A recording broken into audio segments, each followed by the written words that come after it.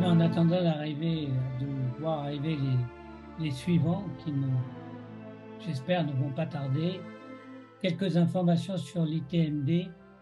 Nous avons reconstruit le site et vous verrez, si vous vous connectez, que vous y trouverez les YouTube, les ressources et un site beaucoup plus agréable.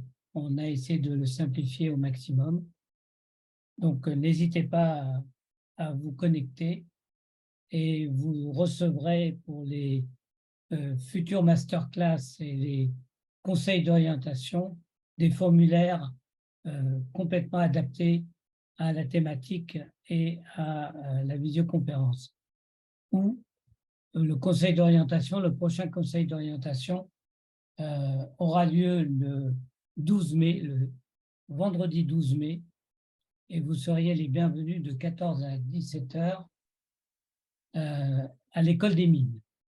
Nous organisons cela avec l'APSE, l'Association pour la sociologie de l'entreprise, et je serais ravi que vous puissiez nous rejoindre. Mon cher Christian, je vais te céder la parole de façon à nous présenter notre conférencier ce soir, Philippe Lorino. Je te laisse la parole. Bienvenue à tout le monde dans cette masterclass qui doit être la troisième depuis un certain temps. Aujourd'hui, on va écouter Philippe Morino. Moi, Philippe, je te laisserai plus profondément te présenter, mais juste en quelques mots, tu es ingénieur de formation à Polytechnique et Mines, mais tu as aussi un doctorat en sciences de la gestion. Tu as été opérationnel dans un certain nombre d'entreprises et au ministère, je crois. Et par ailleurs, tu es l'auteur d'assez nombreux ouvrages sur la question de la gestion en lien avec la stratégie. J'en cite quelques-uns, mais réconcilier stratégie et opération et opérationnel, entre connaissance et organisation. L'avant-dernier, c'est pragmatisme et étude des organisations. Je pense d'ailleurs que c'est celui-là dont tu vas principalement nous parler. J'avoue que moi, j'ai un intérêt particulier à t'écouter, suite à des discussions qu'on a déjà eues ensemble et au travail qu'on avait fait ensemble sur Orange. Mais c'est parce que au fond, tu es sur l'articulation entre gestion et stratégie. Et je pense que quand on pense la question du travail ou quand on veut penser la question du travail, il faut penser sa conduite. Sinon, il faut m'expliquer comment on fait. D'ailleurs, moi, je pense réellement que c'est autour de cette question-là que ça se joue et il y a une espèce de plafond de verre qui est tenu par justement certaines idéologies de la gestion. Écoute, je te laisse la parole et puis après on aura une discussion autour bien sûr, de tes propos. Écoute, merci Christian. Effectivement, j'ai eu une trajectoire assez diversifiée puisque j'ai d'abord commencé ma carrière comme haut fonctionnaire, comme tous les ingénieurs du corps des mines, au ministère de l'Industrie, au ministère du Commerce extérieur, au ministère des Finances, une dizaine d'années à peu près. Puis je suis passé dans l'industrie informatique. Dans l'industrie, je me suis beaucoup occupé de repenser, reconcevoir les systèmes de pilotage de l'activité, système de pilotage à la performance, organisation de l'activité, aussi bien d'ailleurs dans les aspects opérationnels et logistiques que dans les aspects coûts-finances. Et puis, je suis parti vers une troisième carrière, en somme, dans le monde académique, tout en faisant de l'expertise dans un certain nombre d'entreprises. Et j'ai été professeur à l'ESSEC de contrôle de gestion pendant assez longtemps et chercheur. Et je dirais qu'il me reste aujourd'hui, en tant que professeur émérite à l'ESSEC, essentiellement l'activité recherche qui m'occupe beaucoup. Alors, elle m'occupe d'autant plus que, et là, ça va servir de transition avec ma présentation, que depuis 25 ou 30 ans, ça fait déjà belle lurette, je m'intéresse au pragmatisme américain, la philosophie pragmatique. Et pendant d'assez longues années, ça a été la traversée du désert, hein, aussi bien d'ailleurs au plan international qu'en France. En France, n'en parlons pas. Les deux mots américain et pragmatisme suscitaient des réactions. Alors la combinaison des deux, là, c'était vraiment les huîtres se fermaient.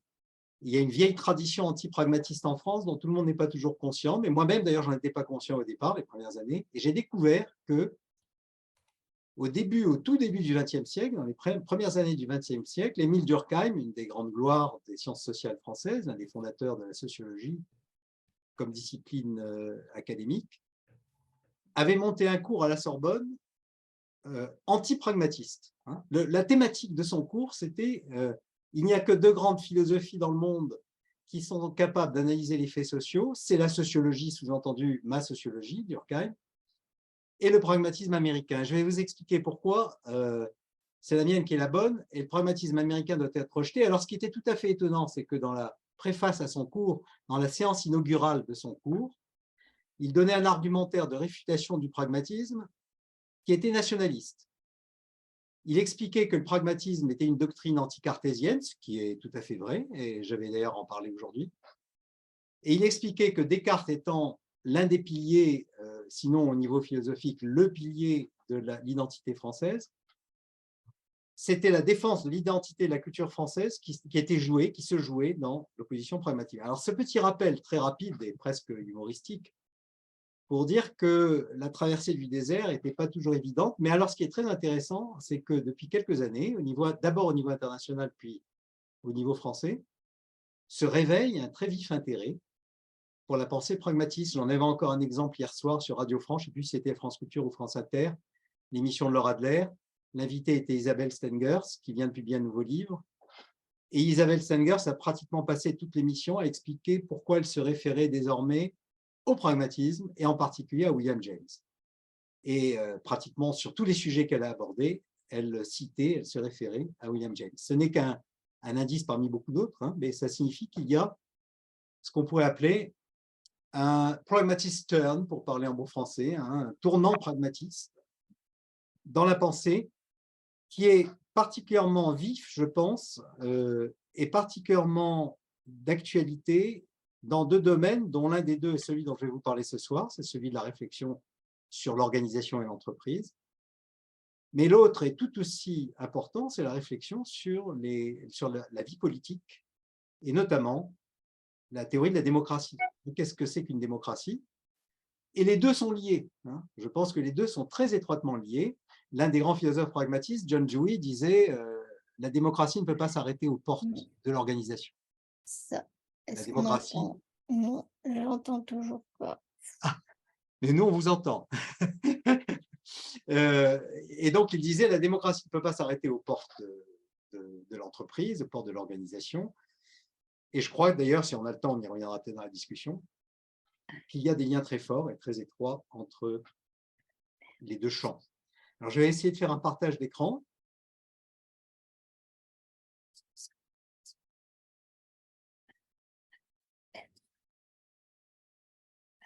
Je vois ça, je vois, merci.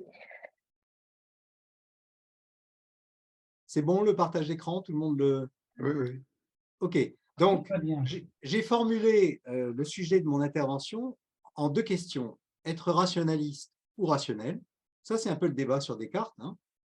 Dans la mesure où il y a souvent une confusion dans le débat entre la rationalité, qui peut être une manière d'analyser, d'aborder, de caractériser toute forme de pensée, hein, est-elle rationnelle, est-elle irrationnelle, versus le rationalisme, qui est un courant de pensée en isme, hein, comme souvent les ismes indiquent des choses qui sont plutôt des chapelles, des courants théoriques, des courants de pensée. Et là, le rationalisme est un courant de pensée très spécifique qui est datable historiquement, qui a une histoire, notamment en Europe. Et la confusion entre les deux est regrettable, j'y reviendrai. Et je projette cette question, être rationaliste ou rationnel, sur les organisations dans la question, faut-il contrôler ou manager? Et là encore, une fréquente confusion dans le débat managérial, cette fois-ci, entre manager et contrôler, qui soulève bien sûr la question annexe, peut-on manager sans contrôler? Y a-t-il un management sans contrôle? On pourra y revenir. Alors, cette présentation va être inspirée, là je me fais un petit un petit coup d'autopublicité par la publication en français et en anglais de ce livre, Pragmatism and Organization Studies chez Oxford, qui a été repris en français. Je l'ai moi-même traduit en français chez Economica. Alors, 4 parties dans ma présentation. D'abord, je poserai, vous voyez que beaucoup de mes titres sont des interrogations.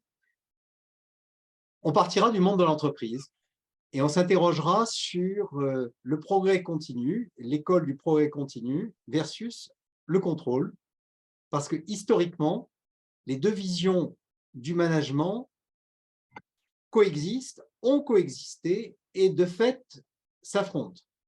Et on va s'y attarder. Deuxième partie, j'expliquerai la force, parce que dans la première partie, ce que j'expliquerai, c'est que chaque fois qu'on a voulu, dans le monde managérial, dans le monde des organisations, promouvoir une approche en termes de progrès continu, d'apprentissage, d'orientation vers l'expérimentation de l'avenir, il y a eu des ressorts de rappel puissants qui ont ramené la pensée managériale vers une vision en termes de contrôle. Et je rattacherai ça dans la partie 2 à un débat beaucoup plus philosophique, sous-jacent, et qui renvoie à l'existence d'un mainstream philosophique dans la philosophie européenne, qui est le mainstream rationaliste, idéaliste, rationaliste. On peut faire remonter à Platon, dans la philosophie grecque, et avec un certain nombre de grands penseurs qui le jalonnent, comme Descartes, Kant, etc. Troisième partie, j'expliquerai comment s'est construite historiquement et en quoi consiste la critique pragmatiste de ce mainstream rationaliste de la philosophie européenne. Et dans la quatrième partie, je m'interrogerai sur la pertinence pour la situation présente et les questions qui se posent dans nos sociétés. Alors, première partie, progrès continu ou contrôle. Je rappellerai historiquement qu'il y a eu, dans les années 20-30, partant des États-Unis, partant notamment du groupe Bell Telephone, une révolution managériale dont les grands noms ont été Walter Shewhart, Edward Deming, Joseph Juran, au Japon, Taishi Ohno, et qui a promu une vision en termes de progrès continu, dont les piliers, j'en retiendrai 5, il y en a d'autres, mais enfin, c'est les 5 que je retiendrai pour notre débat aujourd'hui, sont 1, préserver le long terme dans le pilotage de l'organisation. Ça peut d'ailleurs envoyer à l'introduction de Christian sur les liens entre gestion et stratégie. Deuxième pilier, pour piloter une organisation, quelle qu'elle soit, il ne s'agit pas nécessairement d'une entreprise marchande, etc. Pour piloter une organisation, il faut partir des besoins finaux que l'on veut ou que l'on doit servir. On peut traduire ça en termes plus gestionnaires, manager la valeur, mais pas la valeur au sens valeur actionnariale, valeur financière ou valeur boursière. Manager la valeur sociale de l'activité. Donc, qu'être bon dans le faire, être plutôt dans le bon faire. En anglais, les tenants du progrès continu disent il ne s'agit pas de do things right, mais il s'agit de do the right thing. Avant de faire les choses efficacement et de manière efficiente, il faut être d'abord sûr qu'on fait effectivement les choses pertinentes, que ce que l'on fait est pertinent. Et donc, ça signifie en termes très opérationnels qu'il faut repenser les objectifs en même temps que les moyens. On ne peut pas penser les objectifs indépendamment des moyens. Et il faut inclure la conception dans la boucle du progrès. Troisième pilier, le progrès continu. Je m'y attendrai, je le prendrai comme exemple parce qu'il est assez parlant. Deming, dans son ouvrage Out of the Crisis, promeut ce qu'il appelle, je crois, le cycle de Deming ou le cycle de Shewhart. Lui, il appelle le cycle de Shewhart parce que, de manière modeste, il l'impute à son maître à penser Shewhart. Et Deming intitule ce cycle PDSA, Plan, Do, Study, Act. Le S étant très important, study. Et donc, il explique que le progrès continu, je vais y revenir, je vais m'y attarder plus, implique avant tout une réflexion sur un avenir complexe et incertain. Et donc, une démarche expérimentale, exploratoire, expérimentale. Et par conséquent, il dit qu'il faut éliminer le management par objectif, parce que le management par objectif, c'est tout rattaché à des objectifs qui ont été fixés prédéfinie et fixée dans le passé. Il faut éliminer le contrôle par écart. Il faut d'abord et avant tout explorer l'avenir, un avenir complexe et incertain, et orienter le management vers l'animation du progrès continu plutôt que vers le contrôle. Quatrième pilier, donner du pouvoir d'initiative aux acteurs de terrain. Taishi Ohno, le père du Toyota Production System au Japon, disciple de Deming, Juran, et donc à travers eux de Schwartz, dit Field actors are the thinkers of activity. Les penseurs, les experts de l'activité sont les acteurs de terrain. Pourquoi? Parce que c'est eux qui mettent en œuvre l'activité. Donc le retour d'expérience, il part d'abord d'eux. C'est eux les premiers experts. Et donc il faut donner du pouvoir d'initiative aux acteurs de terrain. Un élément très important du Toyota Production System sous différentes formes. Et donc, dit-il, il faut accepter le slack nécessaire, le mou organisationnel, le fait qu'il y a un certain volant de ressources et de temps qui n'est pas préaffecté. C'est de la ressource non affectée a priori à des usages particuliers, du mou. Et il faut l'accepter parce qu'il est nécessaire pour la réflexivité des acteurs, il faut que les acteurs aient le temps, la possibilité de se retourner sur leur propre activité. Et bien sûr, il faut libérer la parole pour qu'ils puissent s'exprimer. Entre parenthèses, on peut avoir une lecture aussi de ces différents éléments, au moins de certains d'entre eux, sur la vie politique, sur la conception du pouvoir. Toute allusion à une situation actuelle, présente, etc., n'étant pas tout à fait fortuite. Cinquième pilier, prioriser la compétence collective, donc la compétence des équipes. Et à ce titre, pourquoi, dit-il? Parce que l'activité est plurielle. Une activité qui est capable, on revient là au deuxième pilier, manager la valeur, une activité qui est capable de produire de la valeur pour la société, de fournir un service, de fournir un produit, de fournir une réponse à un besoin, c'est une activité qui est toujours collective et pluraliste au sens où elle implique une multiplicité de compétences, une multiplicité de fonctions. Et ce sur quoi il faut fonder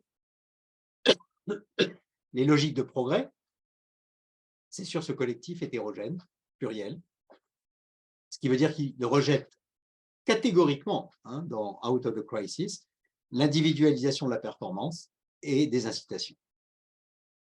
Il rejette aussi le fonctionnalisme, c'est-à-dire le cloisonnement par fonction, par métier de l'organisation. Il n'est pas le seul. Il y a une compagne de route des pragmatistes qui vient un peu après, mais qui est pratiquement contemporaine, qui était conseillère du président des États-Unis, Theodore Roosevelt, Mary Parker Follett, qui dit la même chose. Le fonctionnalisme est une catastrophe. Alors, je vais passer très vite sur la plupart des piliers pour m'attarder sur un ou deux. Bon, manager la valeur, les entreprises reviennent très régulièrement à la séparation conception-exécution. Bon, je ne m'y attarde pas, il y a une espèce, là, il y a vraiment un ressort de rappel. Progrès continu, on va voir un peu l'exemple du PDSA-PDCA. Le cycle que nous appelons aujourd'hui le cycle de Deming, mais que Deming appelait le cycle de Schwartz, il le présente de manière précise et détaillée dans son ouvrage, dans Out of the Crisis. Et il dit en quoi ça consiste. On part de plan, mais plan, ce n'est pas planifier au sens de la planification, au sens classique de la planification, c'est construire une hypothèse sur les freins à la qualité, si c'est la qualité, les freins à la performance en général, y compris la performance sociale ou environnementale aujourd'hui, ce que sont les freins et donc ce que sont les leviers d'action pour avancer, pour progresser. Mais ils disent, ce scénario qu'on construit, voilà pourquoi on est un peu bloqué et voilà comment on va lever ce blocage et avancer, c'est hypothétique. On n'a pas accès à une vérité certaine. On ne peut que faire des hypothèses intelligentes. D'où le doux de PDSA, expérimenter, tester. On mène des actions expérimentales. Et le S qui est si important de study, c'est analyser, comprendre les résultats de l'expérimentation. Act, le A, c'est à partir des résultats de l'expérimentation, en tirer les conclusions opérationnelles. Alors, si l'expérimentation semble valider une hypothèse, en général, on va aller plutôt dans le sens d'une extension du domaine d'expérimentation, c'est-à-dire de renouveler les pratiques sur un champ plus large. Et si l'expérimentation semble invalider l'hypothèse, il va falloir émettre une autre hypothèse. Mais en tout état de cause, dit Deming, on arrive, le point d'arrivée, que j'ai appelé la plan 2, le point d'arrivée n'est pas le point de départ. Ce qui est essentiel, c'est logique si on parle de progrès continu, hein, c'est que le point d'arrivée n'est jamais le point de départ. Alors, il y a un des grands philosophes pragmatistes, Clarence Lewis, qui dit dans les logiques d'apprentissage, individuel ou collectif, mais notamment collectif, on part toujours de l'expérience et on arrive toujours à l'expérience. Le point de départ, c'est l'expérience, le point d'arrivée, c'est l'expérience. Mais l'expérience à laquelle on arrive en fin de course n'est pas la même que celle dont on est parti. Donc, deux points très importants. On se fonde, d'où la phrase de Ono, hein, les acteurs sont les experts de l'activité, on part de l'expérience. Et l'autre aspect très important, c'est le point d'arrivée n'est pas le point de départ. On est dans une logique de transformation, de changement. Et cette logique de transformation, de changement, on n'a pas au départ les éléments pour la construire de manière certaine, comme une vérité, hein, comme une vérité scientifique. D'où ce côté exploratoire, expérimental, etc.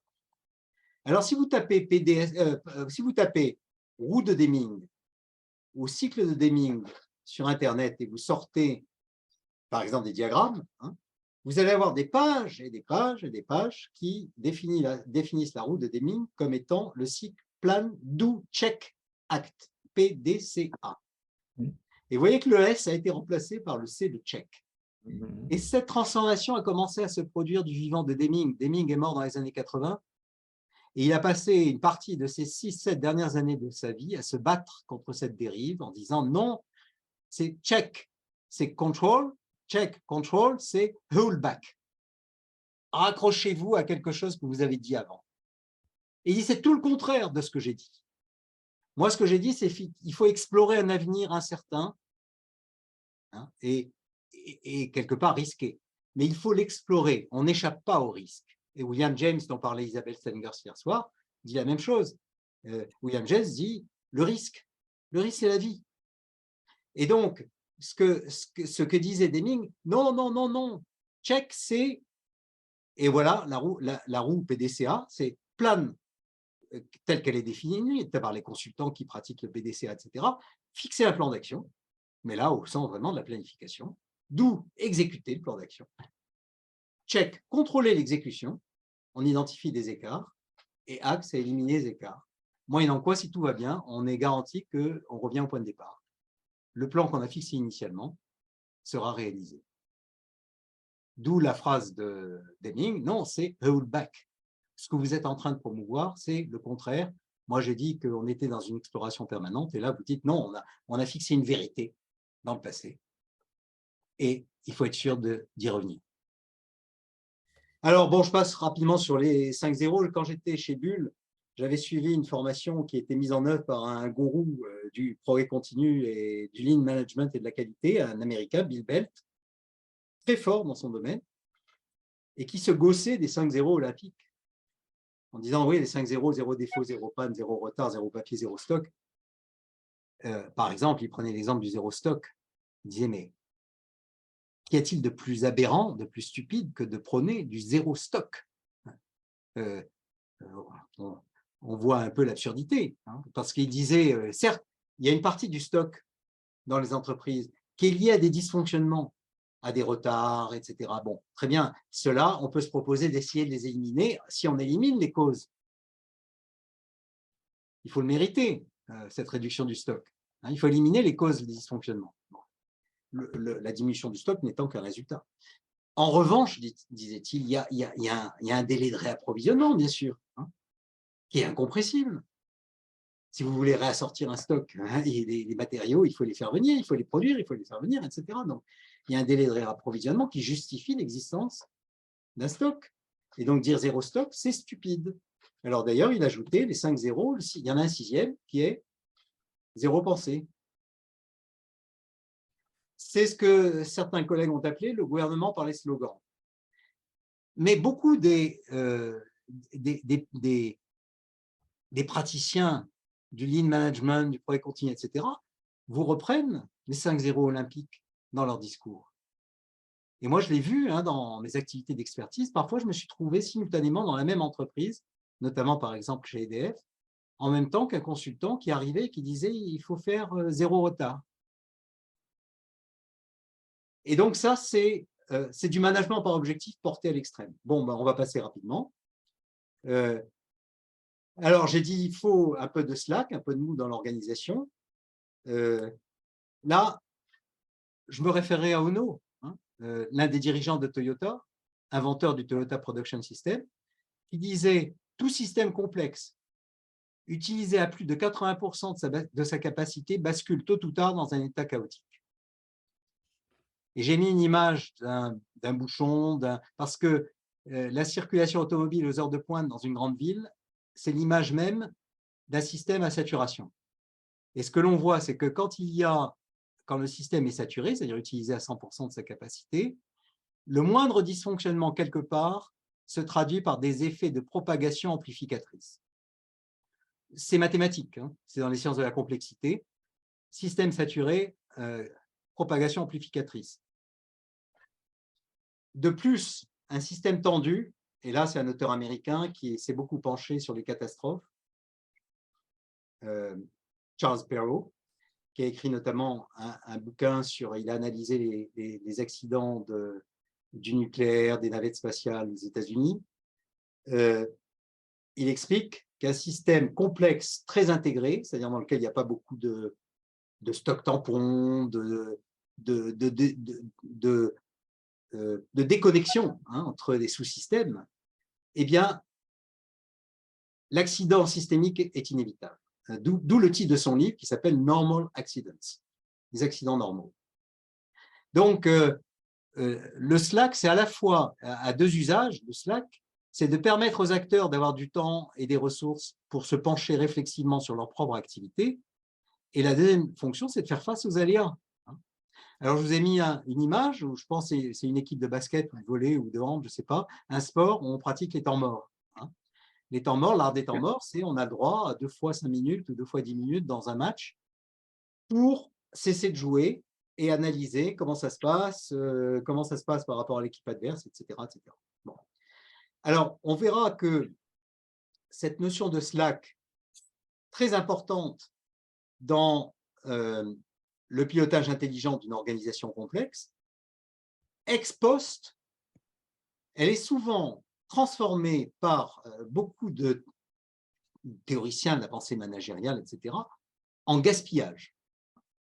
Parfois, je prends l'image de la police d'assurance, une assurance sur l'annulation de vol. Vous envisagez pour des raisons professionnelles d'aller aux États-Unis à telle date, etc.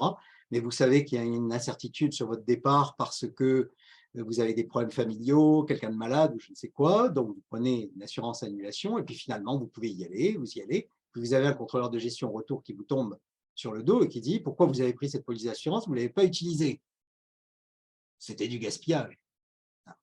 Donc, ce problème de la vision ex post versus la vision ex ante.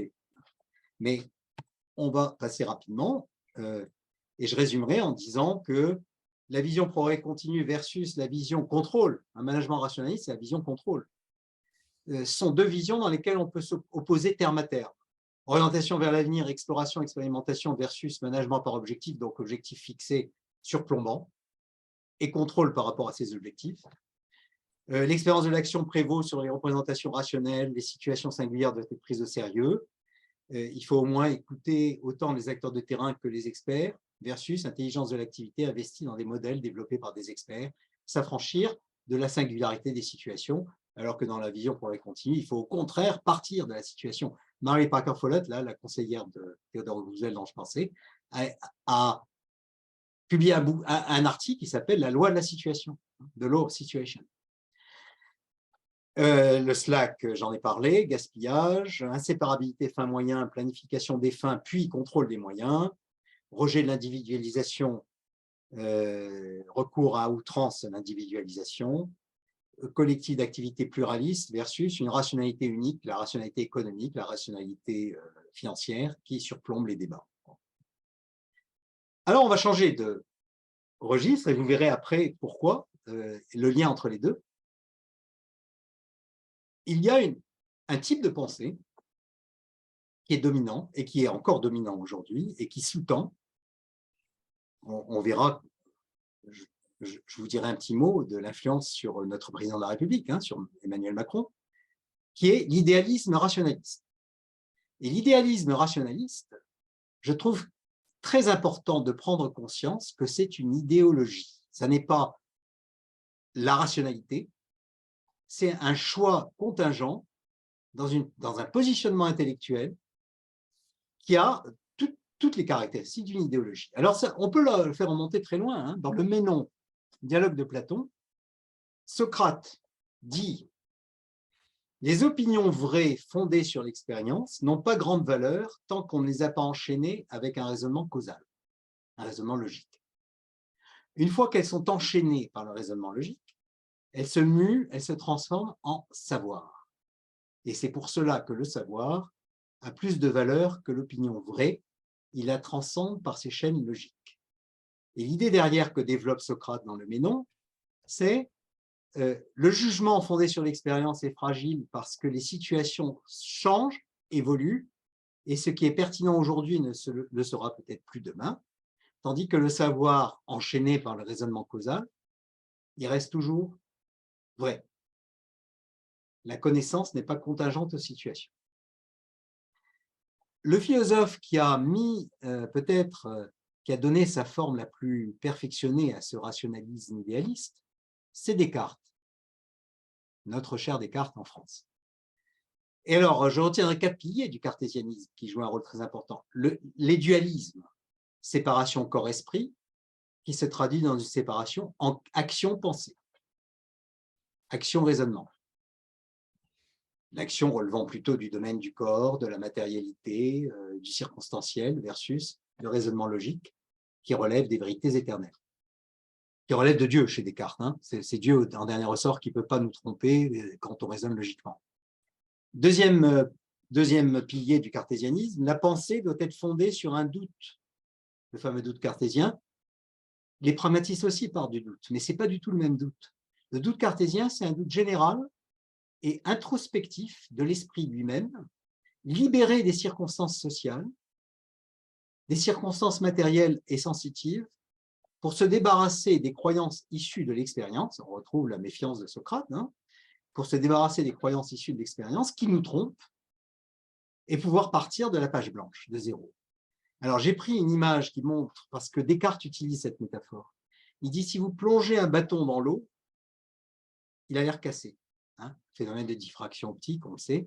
Le bâton a l'air cassé, d'ailleurs, vous voyez, là, le crayon a l'air cassé. Et Descartes dit, nous savons très bien, il suffit de retirer le bâton de l'eau, qu'il n'est pas cassé. C'est bien une preuve que nos sens nous trompent. C'est bien une preuve que l'expérience nous trompe, l'expérience empirique. C'est bien une preuve qu'il faut s'en méfier et s'en débarrasser. Et j'ai mis pour ça en haut l'image du penseur de Rodin, qui est le penseur par définition, isolé, coupé de son environnement, y compris de son environnement corporel, puisque les médecins, les anatomistes, etc., disent que la position dans laquelle il se trouve n'est pas tenable plus de quelques minutes. Hein. Troisième pilier du cartésianisme, la connaissance est constituée de représentations logiques. Représentation, le mot est très important, on va le retrouver. De représentations logiques qui reproduisent le monde réel dans l'esprit. Hein, c'est la théorie de la vérité comme correspondance.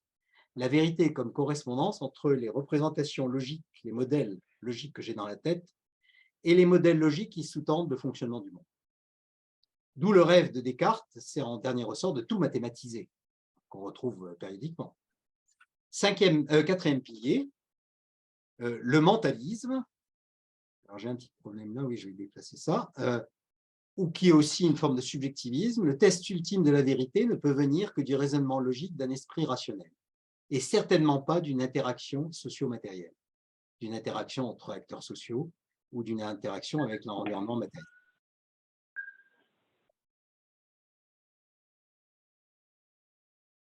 Alors, ce rationalisme idéaliste, on le retrouve dans le monde des organisations, et je pense que c'est le mainstream de la pensée sur les organisations, le courant dominant de la pensée sur les organisations, sous la forme du cognitivisme. En gros, je On a dirais, hier. en gros, le rationalisme s'est introduit dans le monde des organisations en deux vagues, historiquement. La première vague, qui est très bien concrétisée par le taylorisme, la première vague, c'est ce que j'appelle le rationalisme classique. C'est l'idée selon laquelle l'intelligence de l'activité est extérieure à l'activité. Elle est apportée par une pensée extérieure à l'activité. On appelle ça l'hétéronomie de l'activité. Les lois, les connaissances sur l'activité viennent de l'extérieur. L'action optimale est déterminée hors action, ex ante, par des représentations rationnelles de l'action développées par des experts. Alors, ces représentations rationnelles de l'action, elles peuvent porter différents noms. Ça peut être des tâches, des opérations, des standards, etc. Et on retrouve là le taylorisme, c'est l'expert, c'est l'ingénieur des méthodes. La représentation rationnelle de l'action, c'est les processus taylorisés, avec des temps, avec des coûts, etc. Et à partir de là, on peut contrôler par étapes. Et puis arrive une deuxième vague qui dit, ouais, je dirais qu'elle fait la part du feu, la deuxième vague. Et le pionnier et le leader de la deuxième vague est Herbert Simon, qui a eu le prix Nobel d'économie dans les années 80 ou 78, ensuite en 1978, je crois, en 78. C'est très intéressant parce que c'est le seul prix Nobel d'économie qui n'était pas économiste. Et c'était un pic de la mirandole, c'était quelqu'un d'hyper intelligent, qui a révolutionné le monde de l'informatique, puisque c'est l'un des pères de l'intelligence artificielle, des systèmes experts et l'intelligence artificielle. Il a révolutionné la philosophie de la connaissance et de la logique par la théorie de la rationalité procédurale, la rationalité limitée. Il a révolutionné la pensée sur les organisations et le management. Alors, en fait, l'idée de base de Simon est assez simple. Il fait la part du feu. Il dit modéliser ex ante l'activité, ce que les acteurs, ce que les ouvriers, ce que les opérateurs vont faire sur le terrain, le modéliser ex ante de manière totalement déterministe, c'est pas réaliste. Parce que la diversité des situations est telle, et en plus la complexité croissante de l'activité est telle, que cette représentation ex ante, être capable de prévoir toutes les situations, tous les scénarios, etc., c'est pas possible. Mais, dit-il, ce qui peut être modélisé ex ante, c'est la pensée sur l'action. Et c'est ça le retournement galiléen extraordinaire de Simon, assez contre-intuitif, c'est qu'il dit, mais en fait, la pensée, c'est plus simple que l'action. La pensée, ça consiste en quoi? Ça consiste à manier des modèles logiques, logiques au sens vraiment du mot logique, manier des modèles logiques de traitement de l'information, qu'il appelle des représentations. Et alors, c'est au sens fort du mot représentation, c'est-à-dire c'est des modèles logiques de l'action ou des modèles logiques de la pensée sur l'action. Et donc, quand les acteurs vont se trouver dans une situation complexe dans laquelle ils ne peuvent pas se contenter d'appliquer des automatismes, des procédures tayloriennes, etc., ils vont penser selon les modèles logiques développés par les cognitivistes. Et organiser, faire une organisation, concevoir une organisation, c'est mutualiser les modèles logiques de traitement de l'information. Alors Simon dit, l'ordinateur est une bonne métaphore du cerveau. N'oubliez pas, pionnier de l'intelligence artificielle, l'ordinateur est une bonne métaphore du cerveau parce que les deux fonctionnent de la même manière, ils mettent en œuvre des programmes logiques. Et l'organisation, aurait-il pu ajouter, je ne crois pas que ça il l'ait dit, mais toute son œuvre tend vers ça, et l'ordinateur est une bonne métaphore de l'organisation, parce que qu'est-ce que c'est qu'une organisation? C'est une sorte de super ordinateur, c'est l'articulation de plusieurs cerveaux qui s'assimilent à des traitements logiques de l'information. Et en les mettant ensemble, on a une masse critique. D'abord, on fait des économies d'échelle parce qu'il y a des situations communes sur lesquelles on n'a pas besoin de chaque fois de reconstruire. On va mettre en commun ce patrimoine de représentation logique. Et en plus, on va pouvoir mettre en œuvre des puissances de traitement, des puissances de calcul beaucoup plus importantes. Donc, là, je passe vite parce que j'ai déjà défloré ce transparent. Vous voyez que le mainstream cognitiviste dans la recherche et les pratiques organisationnelles managériales, il y a quelques piliers qui sont s'abstraire des situations singulières, là on retrouve un peu l'idée de Descartes, s'abstraire des situations singulières pour construire du générique. Représentationnalisme, avec la définition forte de représentation, le savoir, c'est la mise en œuvre de modèles logiques de traitement de l'information qui sont des représentations, qui vont être Parce que c'est la pensée, hein, donc c'est déterminant. Les gens pensent comme ça, c'est pas qu'ils décident d'aller recourir à tel programme, etc. Non, c'est leur manière de penser. Troisième idée, le partage, l'organisationnel, c'est ce qui est partagé, c'est ce qui est commun. Vous voyez que ça ne va pas de soi, parce que au départ, les organisations se créent du fait de la division du travail, parce qu'on a besoin de mettre ensemble des gens qui font des choses différentes, qui ont des savoirs différents, qui ont des vocabulaires différents. Mais donc, une idée de base de la pensée de Simon et du cognitivisme, c'est est organisationnel ce qui est shared, partagé. Quatrièmement, computation, l'organisation, le cerveau, l'ordinateur, organisation, cerveau, ordinateur, sont tous les trois des processeurs logiques d'information qui mobilisent des programmes logiques, des représentations. Cinquième idée, dualisme qu'on retrouve, le dualisme cartésien, dichotomie, pensée-action, moyen-fin, fait-valeur, etc. J'en arrive à ma troisième partie, la critique pragmatiste.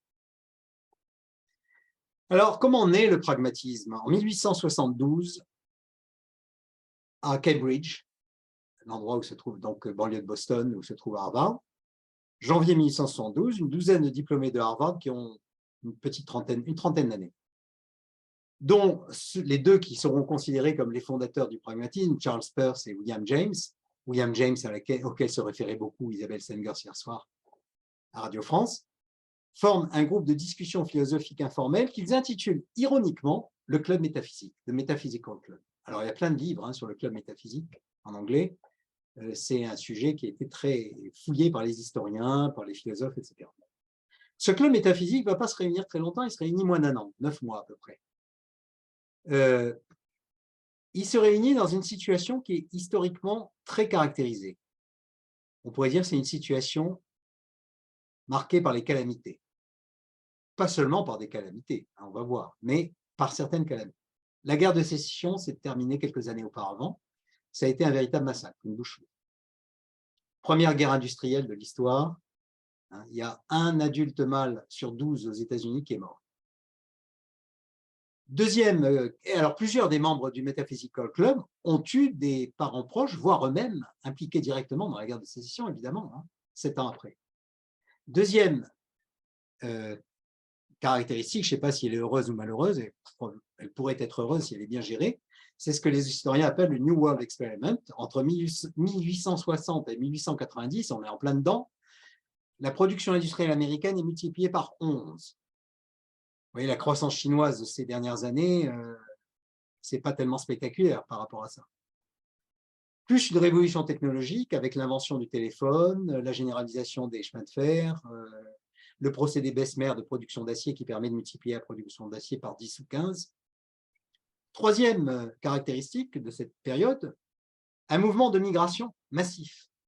La population américaine en 1870 est de l'ordre de 40 millions d'habitants. Dans les 50 ans qui suivent, ils vont recevoir 20 millions d'immigrants. Une des actions, parce que les pragmatistes ont été très engagés socialement, une des actions dans lesquelles ils se sont beaucoup engagés, c'est l'accueil des migrants.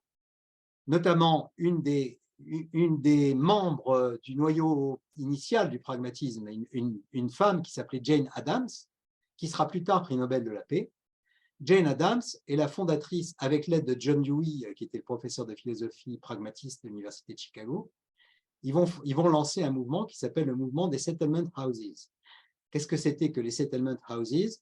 C'était des grandes maisons, des foyers d'accueil polyvalents des populations migrantes, dans lesquels il y avait bien sûr des cours d'anglais, des cours d'anglais aussi pour les conjoints de travailleurs migrants, des crèches pour les enfants, des activités culturelles, ludiques, etc. pour les enfants, des activités culturelles pour tout le monde, les parents, les enfants, etc. Du conseil juridique aux travailleurs migrants pour leur éviter de se faire rouler par leurs employeurs, une aide à la recherche d'emploi, etc., etc. Donc, c'était la maison du migrant. Ce n'est pas une mauvaise idée, hein? Peut-être qu'on pourrait s'en inspirer.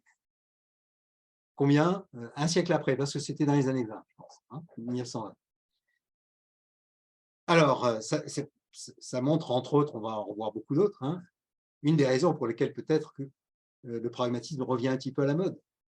Quatrième caractérisation très importante de cette période, c'est le fait que une dizaine d'années auparavant a été publié le livre de Darwin, On the Origin of Species, sur l'origine des espèces, 1859, qui a été un bouleversement intellectuel, notamment aux États-Unis, mais pas seulement, je pense en Europe aussi, mais en tout cas aux États-Unis, ça a été un bouleversement intellectuel, parce que tout d'un coup, les intellectuels découvraient que les espèces n'étaient pas des catégories fixes, mais des processus d'évolution continue.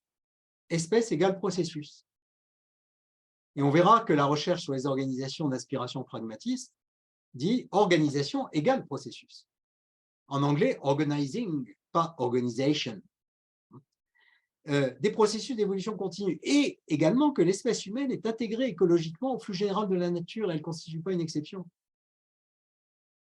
D'où un mouvement écologique très important dans ces années-là, 1870, 80, 90 et première décennie du XXe siècle, avec des gens comme Henry David Thoreau, qui fait l'expérience d'aller vivre dans la forêt et qui analyse les relations de la société américaine, qui est en plein boom technologique et industriel, relations avec la nature, et qui va d'ailleurs, avec son compagnon et économiste Veblen, économiste institutionnaliste pragmatiste, prôner la désobéissance civile face à des politiques inadéquates.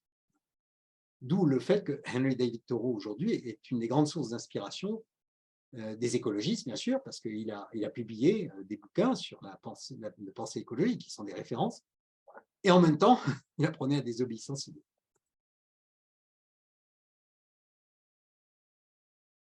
Alors, la critique de l'idéalisme rationaliste par les pragmatistes, il la présente, l'abandon de l'idéalisme rationaliste, il le présente comme un impératif qui est à la fois, et il dit c'est inséparable, éthique et épistémique.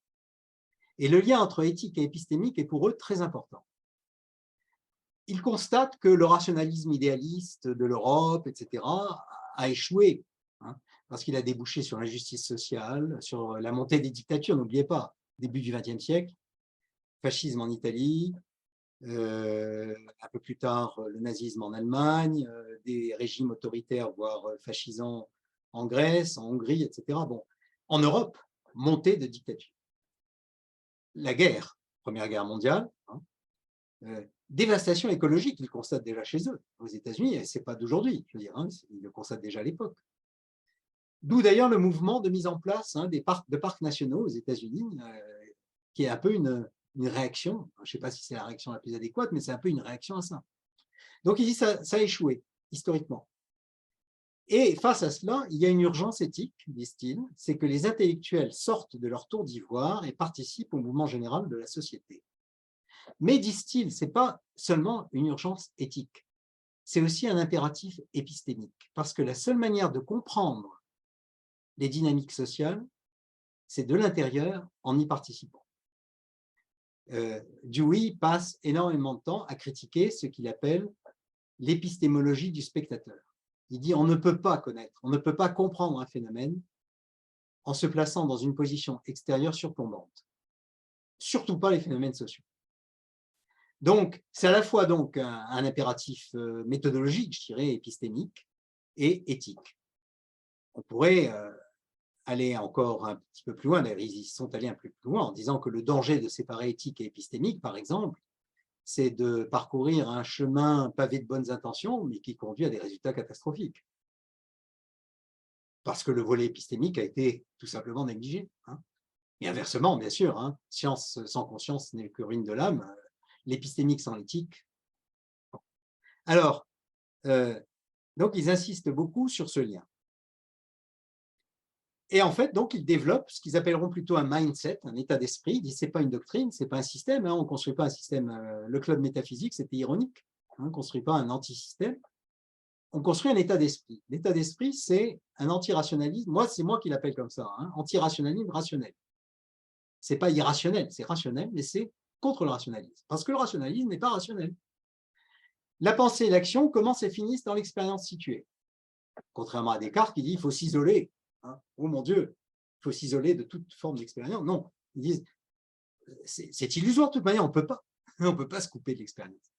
La pensée et l'action commencent et finissent dans l'expérience située, on ne part jamais de zéro, mais on part des habitudes au sens, alors ils ont toute une théorie de l'habitude, hein, c'est un concept clé chez Peirce et chez Dewey, mais je n'ai pas le temps de développer, hein, il y a une théorie de ce qu'est l'habitude qui est socialement, culturellement construite, mais qui n'est pas une détermination de l'action, qui est une ressource de l'action, mais qui n'est pas une détermination de l'action, nous n'agissons pas comme des automates. Deuxième idée, les transformations sociales sont continues, tournées vers l'avenir, exploratoires et expérimentales. On tâtonne. C'est un modèle tâtonnant.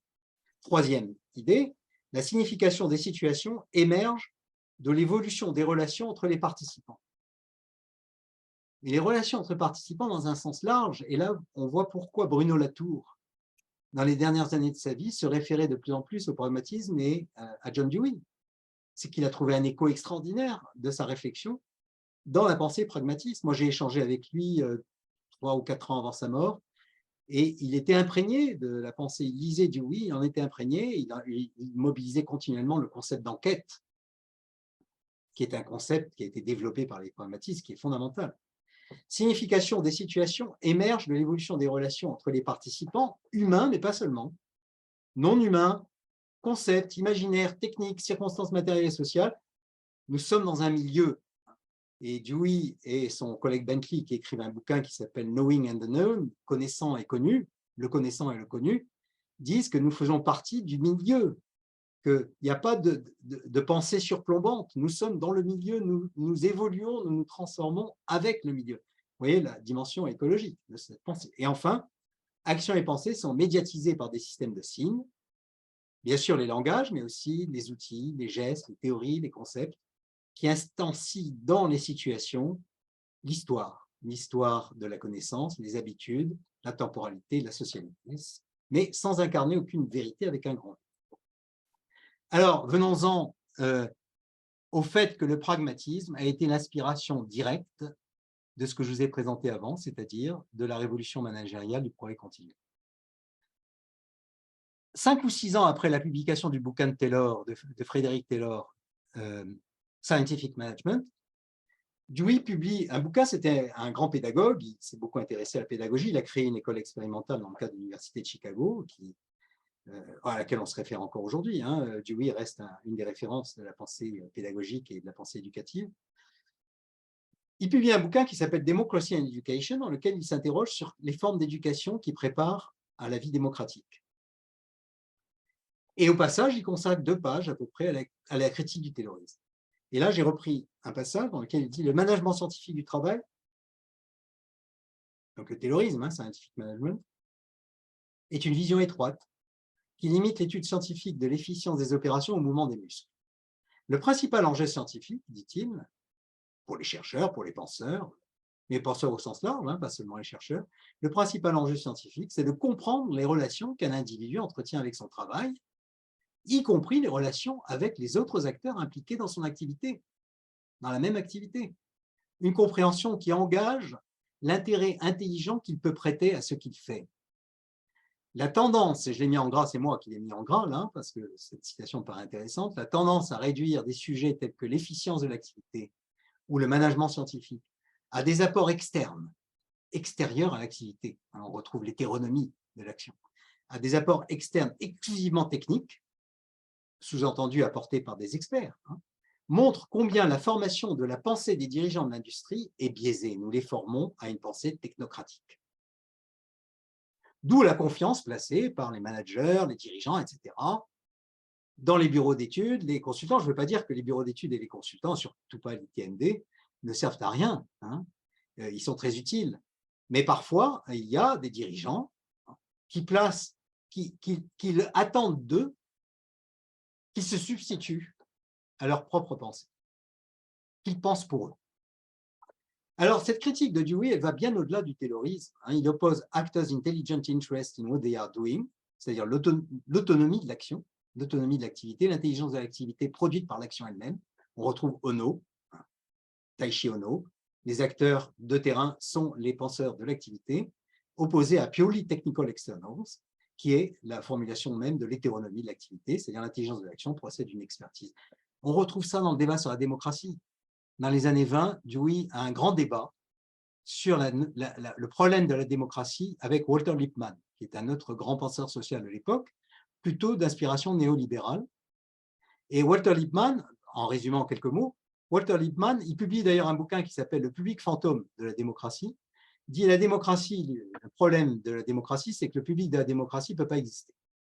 Parce que les questions traitées par les gouvernements, etc., sont trop complexes techniquement pour que le public y accède.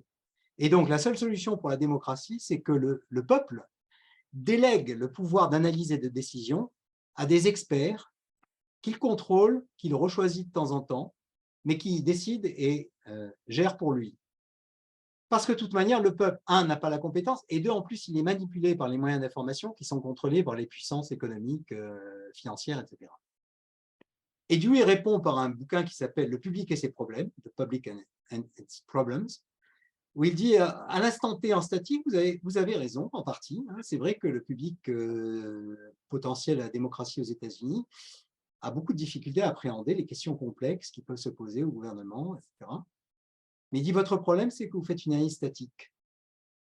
En dynamique, la démocratie ne peut être qu'un processus dynamique. Et en fait, la démocratie, c'est être de plus en plus démocratique. Et quand on est de plus en plus démocratique, le public construit au fil du temps la contre-expertise, la compétence dont il a besoin pour être une partie prenante active dans le gouvernement des choses. Et je trouve qu'on, dans les 20 années qui viennent de s'écouler, on a vu, notamment dans le domaine de la santé, hein, avec le sida, les myopathies, l'AFM, mais aussi dans le nucléaire. Moi, je suis expert auprès de l'autorité de sûreté nucléaire. Il y a des commissions locales d'information qui mobilisent la société civile près des sites nucléaires en France. Auprès de chaque site, il y a une commission locale d'information. Et il y a certains sites, pas partout, hein, il y a certains sites, notamment par exemple dans le Cotentin, en Normandie, où il y a beaucoup d'installations nucléaires, certains sites ont réussi, la société civile a réussi à se construire une contre-expertise et une capacité d'interrogation, de remise en question, de dialogue avec les grandes entreprises du secteur nucléaire. Bon. Donc cette vision dynamique de Dewey, pour la gestion de l'entreprise et pour la démocratie, me paraît très intéressant. Le mouvement de la qualité, je vous ai dit, c'est la traduction du pragmatisme anticartésien en théorie managériale. Ben, on va refaire un peu l'histoire. Walter Shewhart, l'initiateur, est un disciple des pragmatistes. Il a lu tous les auteurs pragmatistes. Il invente le contrôle statistique de processus à l'usine Western Electric de Hawthorne en 1924. Et les idées de base du contrôle statistique de processus, c'est l'aspect dynamique, l'implication des opérateurs de terrain dans la réflexion sur les causes de défaut, et le fait de gérer, parce qu'une idée clé du contrôle statistique de processus, c'est d'anticiper les prochains problèmes de qualité, pas attendre qu'ils se soient produits. Donc une pensée tournée vers un avenir incertain, mais on veut anticiper l'avenir.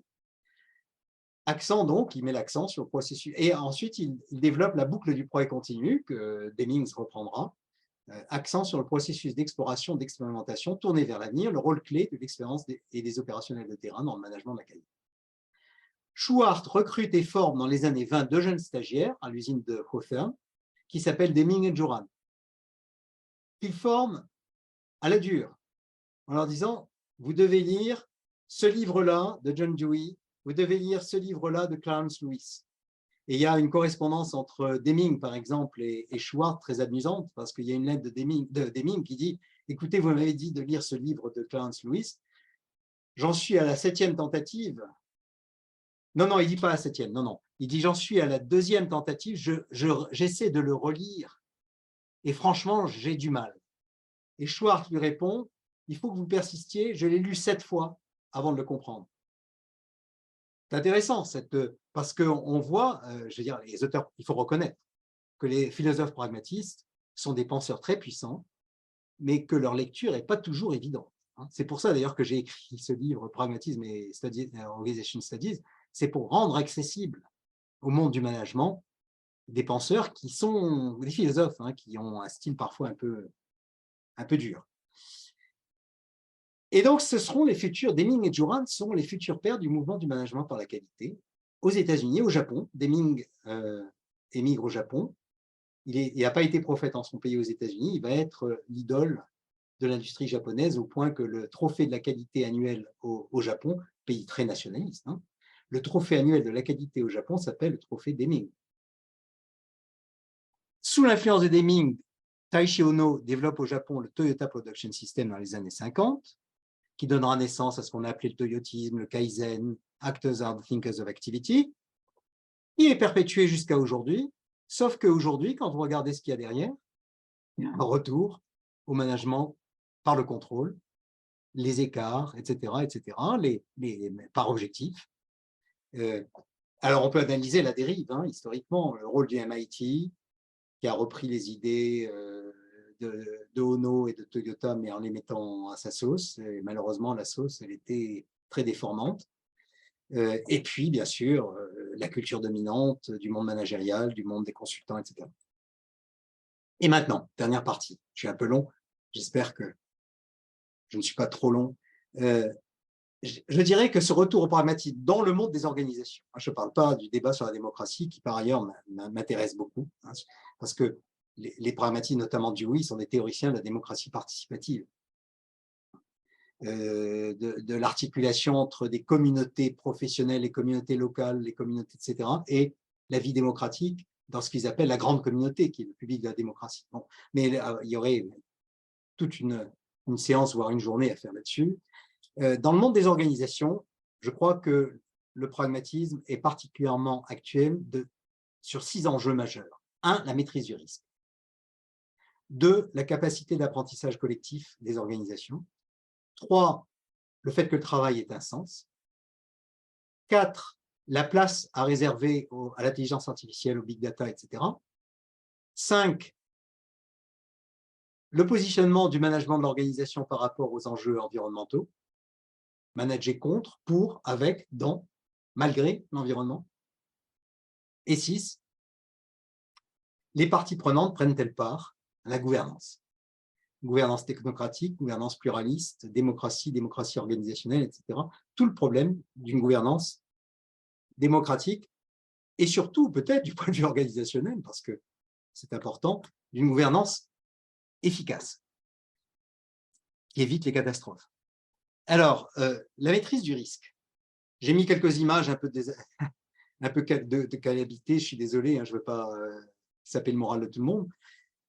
Vous avez Fukushima, vous avez les accidents de navettes spatiales, vous avez plateforme pétrolière, l'incendie de la plateforme pétrolière dans le golfe du Mexique, l'incendie de Notre-Dame. Donc, des catastrophes.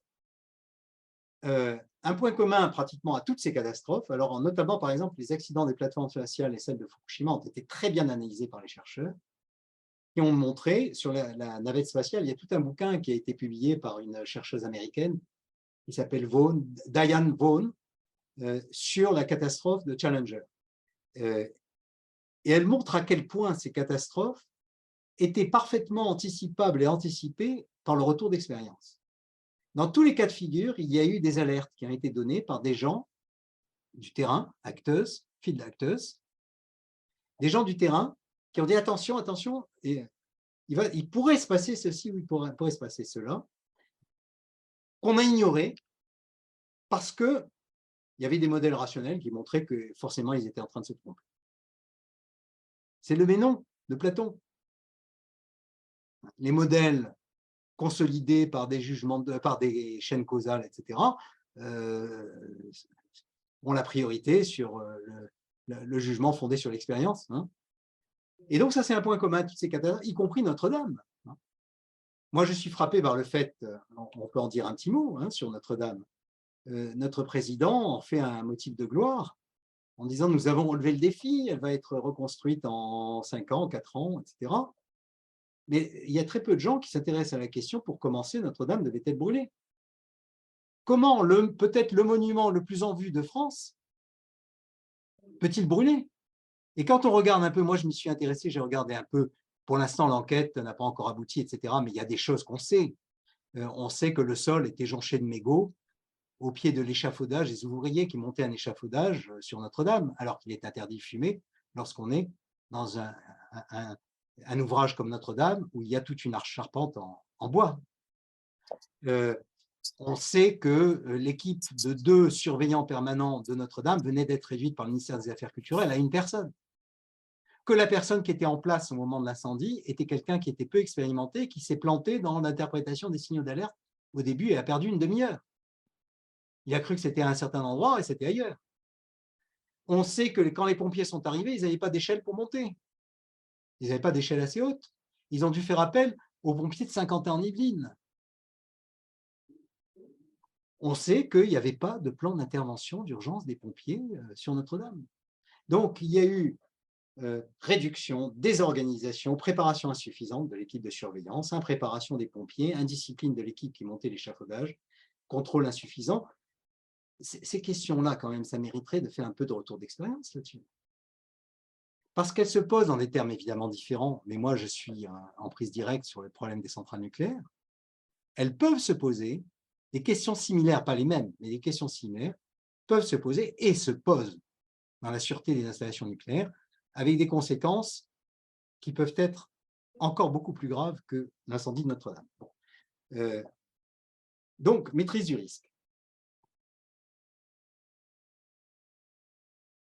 Capacité d'apprentissage. Je vais passer sur beaucoup de ces enjeux parce que je n'ai pas le temps de tous les développer.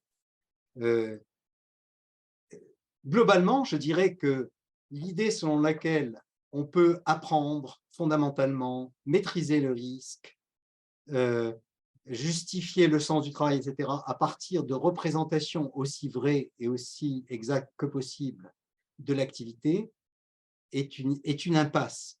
Parce que la représentation ne peut servir qu'à une chose, c'est un outil. C'est un outil qui peut être très utile.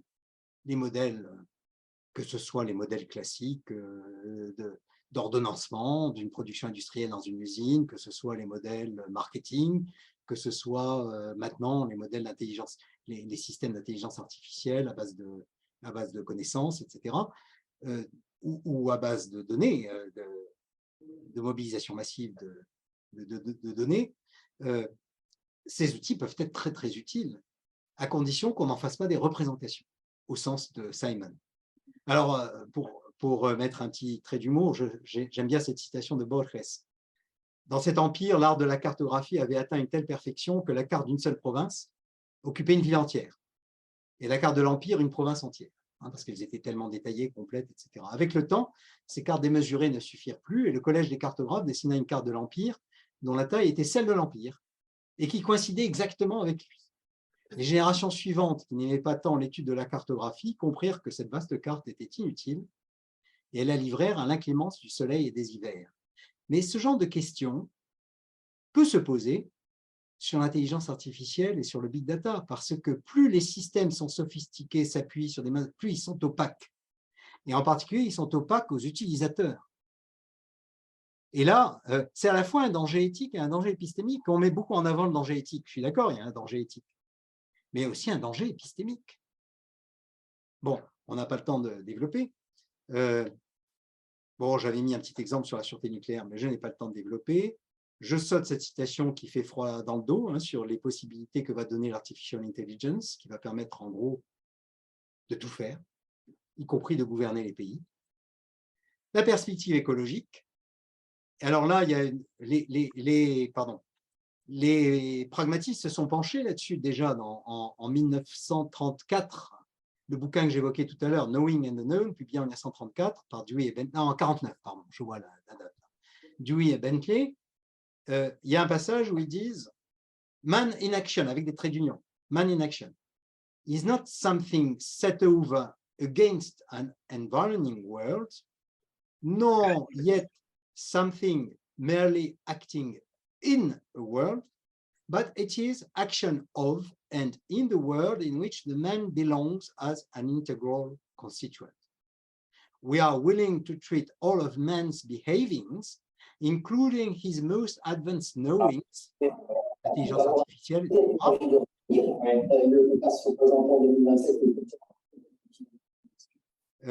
we are willing to treat all of man's behavings as activities, not of himself alone, nor even as primarily his, but as processes of the... Il y a des interférences là, j'ai des difficultés. Ça y est, je vais couper le son. D'accord.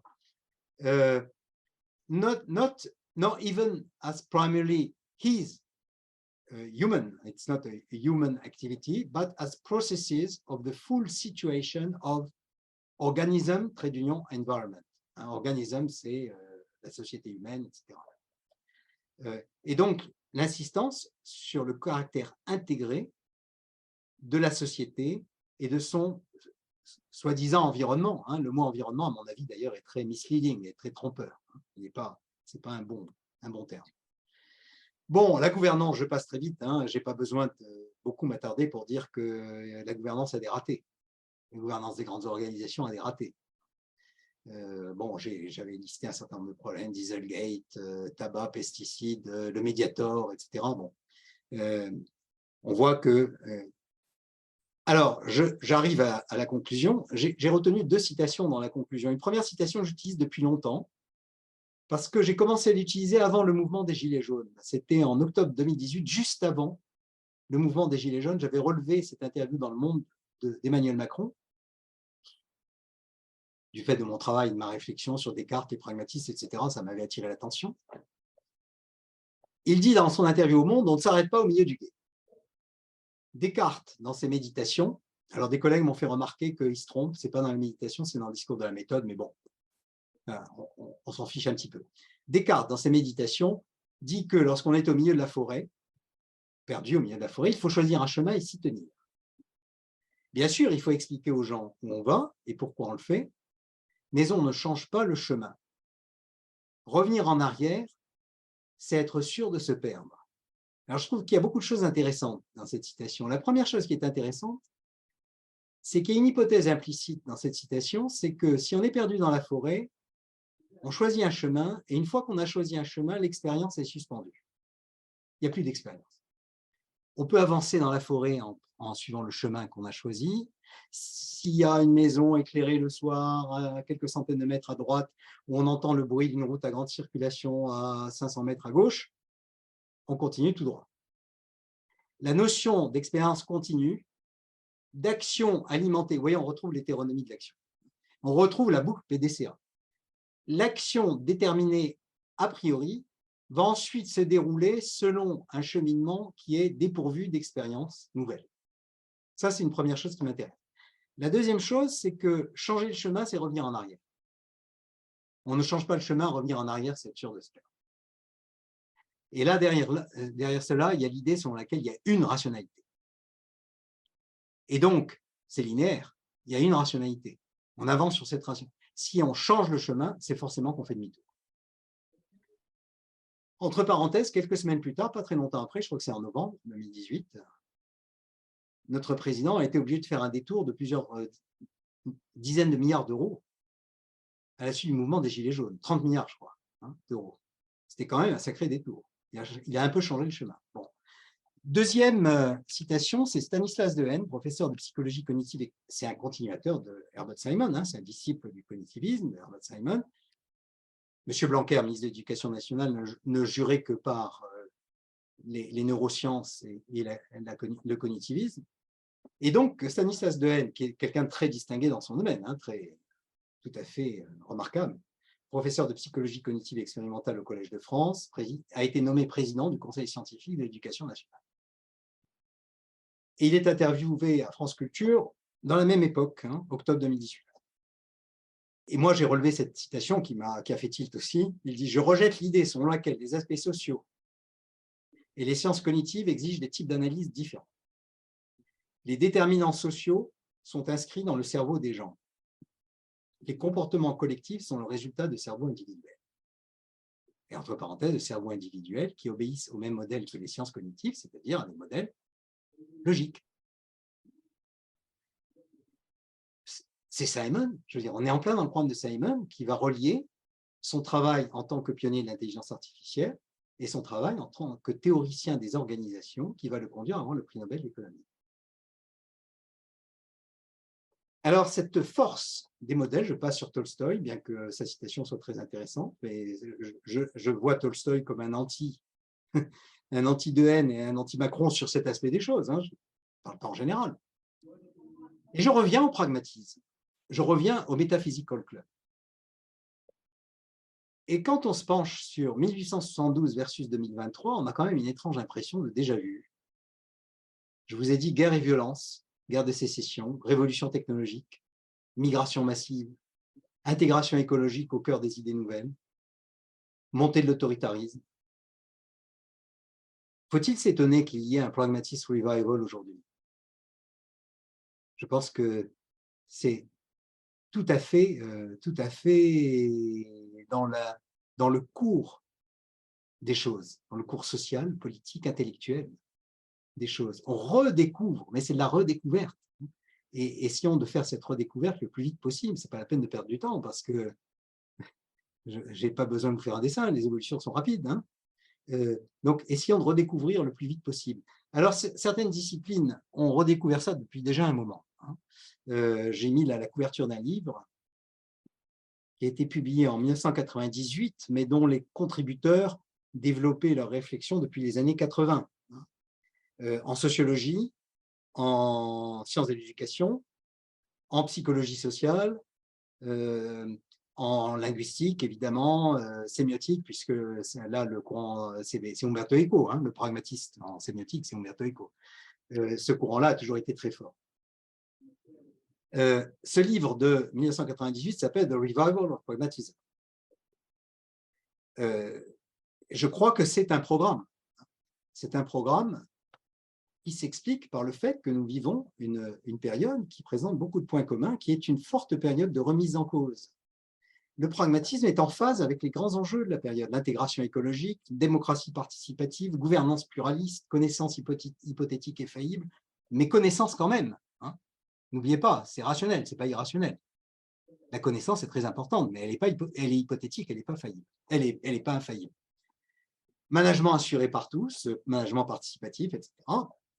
Mais malheureusement, ce pragmatisme, il est en but sur les dirigeants, oscillation des dirigeants entre populisme et technocratie, qui sont deux images symétriques dans lesquelles l'angle mort, c'est, on pourrait dire, c'est la démocratie, aussi bien pour le populisme que pour la technocratie. Et derrière la démocratie, c'est effectivement la pensée pragmatiste, hein, qui est, c'est une épistémologie de la vérité dans les deux cas.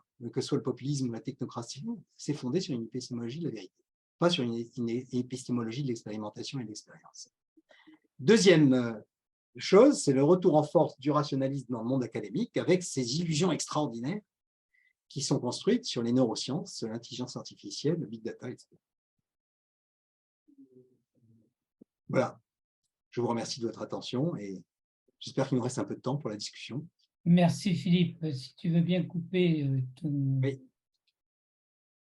Voilà, nous allons pouvoir nous retrouver. Et donc, n'hésitez pas à lever la main si vous souhaitez intervenir. Bah, vas-y Dominique, te voilà. Bienvenue, remets ton micro s'il te plaît.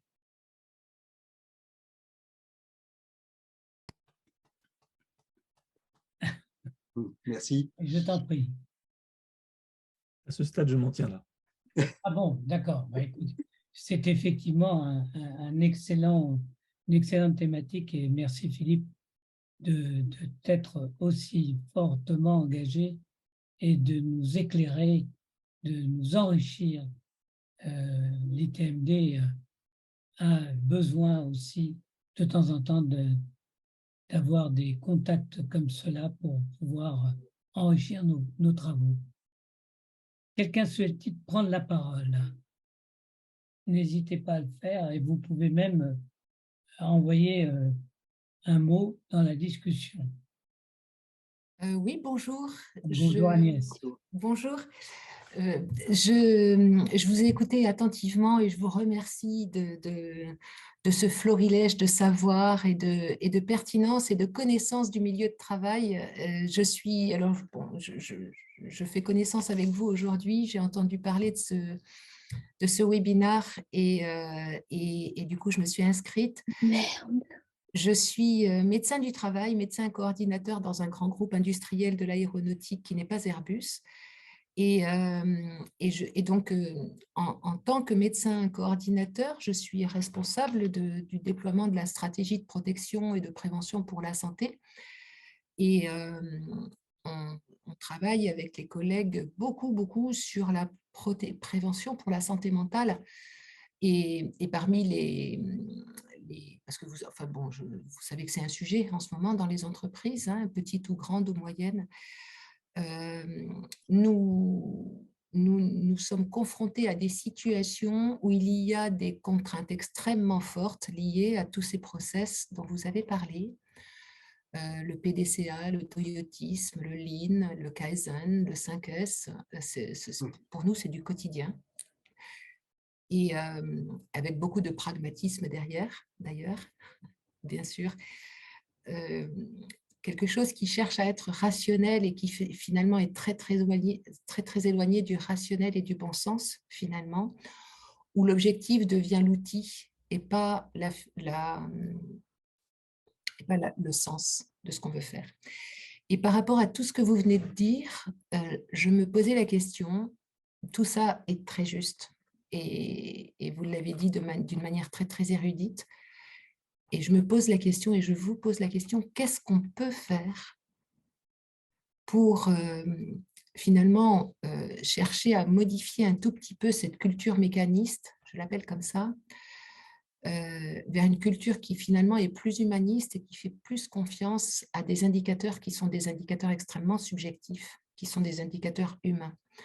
Et pour l'instant, je n'ai pas trouvé la clé de cette porte-là. Et par rapport à tout ce que vous nous avez dit, qu'est-ce qu'on peut faire? Et je ne vous demande pas d'être un magicien, bien sûr. Non, bien sûr, je ne suis certainement pas. Alors, premièrement, petite remarque, hein, derrière tout ce à quoi vous êtes confrontés, si vous identifiez du pragmatisme, ce n'est pas le pragmatisme au sens où j'en ai parlé, hein, c'est un pragmatisme dévoyé, je dirais. Il y avait des guillemets dans ma phrase. Oui, d'accord.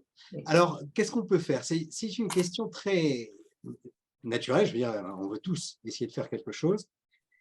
Et parfois, je déçois mes interlocuteurs dans la mesure où je ne crois pas du tout au grand soir. Hein, je ne suis pas du tout… oui. Et je pense que il faut essayer d'identifier individuellement, mais surtout collectivement, avec les collectifs pertinents, etc., toutes les marges de manœuvre dont on peut disposer, qui peuvent être de nature extrêmement variable. Ça peut être dans le fonctionnement des instances représentatives du personnel dans une entreprise, ça peut être dans l'application des réglementations du travail, dans l'utilisation de normes, dans l'expression d'un avis auprès d'une direction d'entreprise, etc. Toutes les marges de manœuvre dont on peut disposer qui permettent de faire bouger un peu ou beaucoup la situation. Vous savez, il y a une citation que j'aime beaucoup dans un livre de l'écrivain Italo Calvino, le romancier italien Italo Calvino. Le livre s'appelle « Les villes invisibles ». Et à la fin, il y a une longue citation, supposément de Marco Polo, qui dit beaucoup de gens croient que l'enfer, c'est un endroit terrible où on va aller plus tard. Il dit, mais non, mais l'enfer, il est là. Il est là autour de nous aujourd'hui. C'est un peu ce que vous me dites là. Hein. Pour certains, en tout cas, ce n'est pas une majorité du merci. C'est des morceaux d'enfer. Ce qui veut dire, qu'il y a des bribes. En tout cas, pour certains, c'est des morceaux d'enfer. Il y a des bribes, des lambeaux d'enfer. Et il dit, en fait, pour lutter contre ça, il faut essayer d'identifier des bulles de non-enfer et essayer de les élargir, d'accroître leur espace. Alors, ça peut se situer à différents niveaux. Hein, je veux dire, quand un parti politique, des syndicats réagissent, agissent, proposent au niveau de la législation du travail ou d'autres législations sur d'autres sujets, de la santé, de l'eau, de l'environnement, etc. Ils font leur boulot à leur niveau. Hein. Mais ce boulot mis en œuvre par des partis politiques, par des syndicats, par des associations, ne peut avoir une certaine efficacité que si, au niveau du fonctionnement de la vie, des quartiers, des professions, des syndicats d'entreprise, etc., on arrive aussi, vous voyez, à jouer sur et essayer d'élargir. Alors, c'est pour ça que je dis, je déçois souvent mes interlocuteurs, parce que d'une certaine manière, c'est pas un programme. C'est pas un programme. Mais c'est la loi de la situation, ce que dit Marie Parker Follett. Hein. Il faut partir de la situation. Dans chaque situation, il y a des marges de manœuvre qu'on peut essayer d'élargir. et de mettre à profit. Agnès, Je c'est ne suis un pas du tout sujet, déçue et je vous remercie, ça me parle beaucoup. Agnès, c'est un sujet sur lequel nous commençons à travailler et je ne manquerai pas de vous recontacter, Avec grand plaisir. vous impliquer. On réfléchit beaucoup là-dessus, sur la régulation de la charge de travail, de la charge Tout à fait. cognitive que génèrent tous ces process qui sont vécus comme des contraintes fortes et qui sont pourtant nécessaires, sans doute. Et donc, mais j'ai bien entendu ce que vous m'avez dit et je ne suis absolument pas déçue. Merci. Merci beaucoup. Dominique, tu souhaitais prendre la parole. N'oublie pas de mettre ton micro. Je suis un peu confus d'avoir attendu aujourd'hui pour découvrir que le PDCA, c'était une sorte de trahison totale de Demling. J'avais appris ça, alors je tiens ça de confrères, mais alors ils m'ont transmis la peste, quoi, grosso modo. Et donc, c'est quand même troublant de se dire comment c'est finalement même des experts, hein, des gens experts et reconnus comme experts. Je suis consultant et j'ai cru des collègues. J'avoue, j'étais toujours surpris par ce PDCA, j'avais vraiment beaucoup de mal à comprendre, parce que si on tombe sur le PDCA standard, c'est un peu bête, quoi. Et pourquoi c'était un truc aussi génial? Et je ne voyais pas très bien pourquoi, quoi. Mais là, du coup, maintenant, j'ai compris. Mais alors, du coup, la question que je me pose, c'est comment ces idées, ces sortes de trahisons, on voit bien aussi sur le Lean d'une certaine façon, alors ça, on connaît par contre, mais il y a des sortes de dévoiement des concepts de base. C'est incroyable ce que vous faites comme démonstration, parce que, je dirais, c'est dangereux ce qui se passe.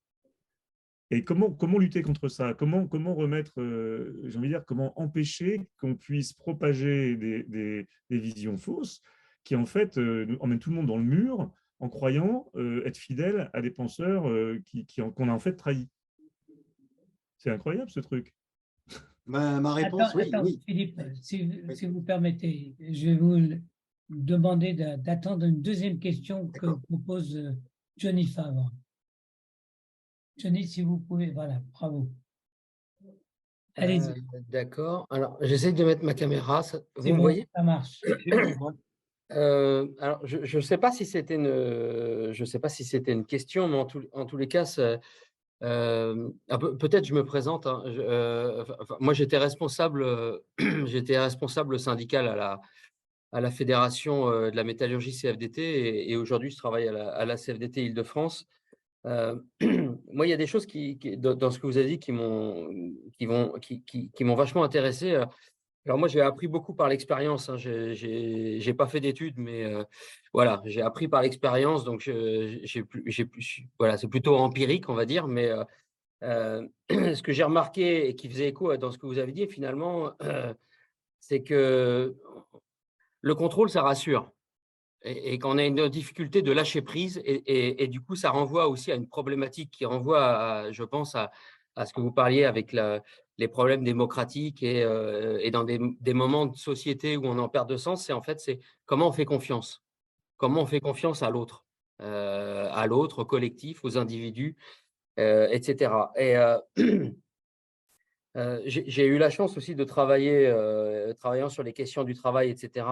Et donc, ayant suivi aussi le secteur automobile et puis le secteur aérospatial, j'ai travaillé avec des constructeurs automobiles, dont aussi Toyota, et puis des collègues avec qui j'ai travaillé et où finalement, on voit bien que, enfin, moi, ce que j'avais découvert, parce que j'ai connu le Lean dans mon entreprise, parce qu'avant, je travaillais chez un sous-traitant automobile, où finalement, je me suis aperçu que c'était un outil plutôt au service de, je ne sais pas si je peux dire de la financiarisation, mais en tous les cas de la productivité. Voilà. Avec un système de participation, mais au final, moi, je participais beaucoup, mais souvent, au bout d'un moment, je me suis dit, j'arrête de participer parce qu'à chaque fois que je participe et que je propose des idées, ça se retourne contre moi. Et j'ai un collègue qui a beaucoup travaillé là-dessus et qui a été ergonome chez Renault et qui a eu la chance aussi d'être ergonome chez Nissan au Japon et qui a écrit un ouvrage Démocratiser le travail où en fait on voit une très grande différence entre le lean philosophique et le lean outil, on va dire. La philosophie du lean avec cette expérience continue, cet apprentissage collectif, cette remise en question perpétuelle. Où finalement on apprend tous les uns des autres et c'est quelque chose de très apprenant les outils qu'on peut utiliser sans avoir compris à quoi ça sert, ou éventuellement peut-être parfois on peut les dévoyer au service d'une productivité coût, donc financière en fait. Et ça me permet aussi de faire le lien avec finalement la démarche qualité de vie au travail, qu'on entend beaucoup parler, maintenant QVCT, hein, mais avec l'ANI de 2013, qui permettait normalement de pouvoir faire des expérimentations, parce que souvent on dit qu'on est pris dans un carcan, voilà, il y a des règles, il y a de la législation, etc. Mais en même temps, dans les entreprises, il y a des process, etc. Donc finalement, il y a des carcans de partout. En tous les cas, pour le dialogue social, il y a des carcans des deux côtés.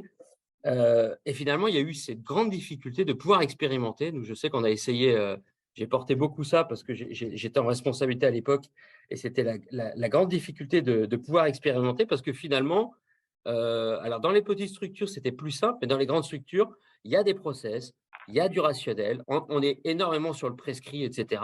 Et finalement, expérimenter, bah, c'est perdre du temps, c'est perdre de l'argent. Alors, c'est sûr qu'à court terme, pour la finance, peut-être, mais à moyen long terme, c'est certainement une autre source de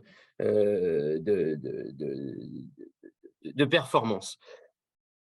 Alors, Derrière ça, la question sur laquelle je voulais venir, parce que ça, c'était beaucoup de choses qui m'ont fait résonance, que j'avais envie d'exprimer. Vous avez beaucoup parlé finalement des apprentissages, des connaissances, etc. Et finalement, n'ayant moi-même pas fait d'études, mais ayant appris des choses sur le terrain, sur le tas, comme ça, je me posais la question finalement, quelle est la différence qui peut… J'arrive pas à savoir en fait la différence entre le savoir, la connaissance, parce qu'on peut avoir appris des choses, mais tant qu'on les a pas expérimentées, comment on peut vraiment les incarner finalement? Voilà. Et ça me fait écho finalement à ce que vous disiez, et les citations aussi de 2018, et la situation actuelle d'aujourd'hui, et peut-être même aussi la crise beaucoup plus large. Oui. Alors, je vais peut-être reprendre sur les deux choses. La trahison, hein, PDSA, PDCA. En fait, c'est très courant, hein, ça arrive très très fréquemment, que des idées initialement orientées dans un certain sens, dans un certain état d'esprit, fassent l'objet de ce que vous appelez à juste titre, je pense, une trahison. Ce n'est pas toujours une trahison délibérée d'ailleurs, hein, c'est une trahison comme ça qui s'opère au fil des ans, hein, ça peut prendre du temps. Et je crois que c'est très fréquent parce que, je ne sais plus quel était, c'est Kuhn, je crois, un penseur de philosophie de la connaissance, qui disait les connaissances dans une société donnée sont toujours hégémonisées, dominées par une certaine vision du monde, hein, ce qu'il appelait un paradigme. Et les visions du monde, les paradigmes, sont très difficiles à tuer, hein, se défendent bien.